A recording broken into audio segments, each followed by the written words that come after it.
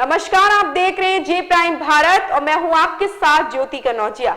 आइए रुक करते हैं खबर की ओर।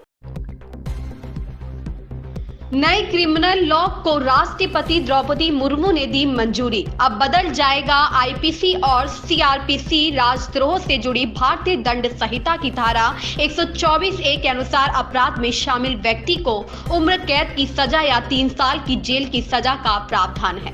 नए कानूनों के अनुसार राजद्रोह के स्थान पर देशद्रोह शब्द लाया गया है। साथ ही पहली बार भारतीय न्याय संहिता में आतंकवाद शब्द की व्याख्या की गई है।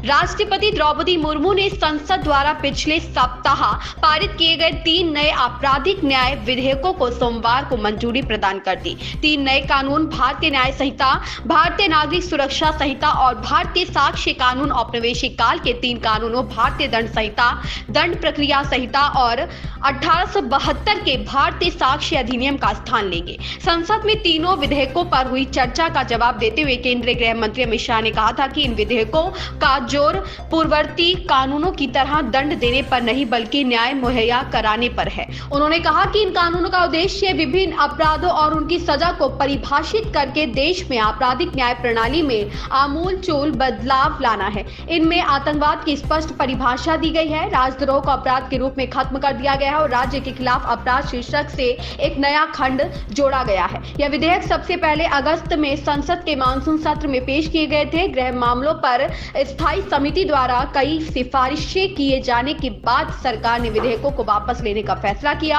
और पिछले सप्ताह उनका नया संस्करण पेश किया था। शाह ने कहा था कि तीनों विधेयकों को व्यापक विचार विमर्श के बाद तैयार किया गया है और उन्होंने इन्हें सदन में पेश किए जाने से पहले मसौदा विधेयक के प्रत्येक अल्प विराम और पूर्ण विराम पर गौर किया है। भारतीय न्याय संहिता अलगाववाद के कृत्यों, सशस्त्र विद्रोह, विध्वंसक गतिविधियां, अलगाववादी गतिविधियां या संप्रभुता या एकता को खतरे में डालने जैसे अपराधों को देशद्रोह कानून के नए अवतार में सूचीबद्ध किया गया है। कानूनों के अनुसार कोई भी व्यक्ति यदि शब्दों या संकेतों का दृश्य प्रतिनिधित्व या इलेक्ट्रॉनिक संचार या वित्तीय या अन्य माध्यम से जानबूझकर अलगाववाद या सशस्त्र विद्रोह या विध्वंसक गतिविधियां भड़काता या भड़काने की कोशिश करता है या अलगाववादी गतिविधियों की भावना या संप्रभुता व एकता और भारत की अखंडता को खतरे में डालने के लिए उकसाता है तो ऐसे कृत्य के लिए उम्र कैद तक की सजा हो सकती है और जुर्माना भी लगाया जा सकता है। ऐसी ही खबर से जुड़े रहने के लिए आप देखते रहिए जे प्राइम भारत।